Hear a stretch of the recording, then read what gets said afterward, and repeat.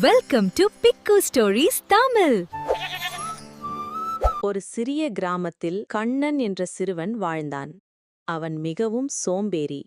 நாளைக்கு படிப்பேன், நாளைக்கு உதவுவேன் என்று எல்லாவற்றையும் தள்ளி போடுவான். ஒரு நாள் அவன் பாட்டி அவனை அழைத்து ஒரு சிறிய விதையை கொடுத்தாள்.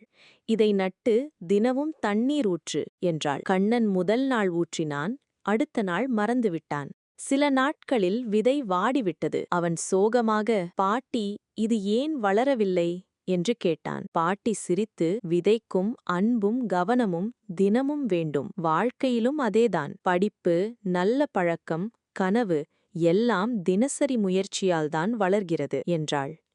அந்த நாளிலிருந்து கண்ணன் ஒவ்வொரு வேலையையும் நேரத்தில் செய்ய ஆரம்பித்தான். சில ஆண்டுகளில் அவன் கிராமத்தின் சிறந்த ஆசிரியராக ஆனான்.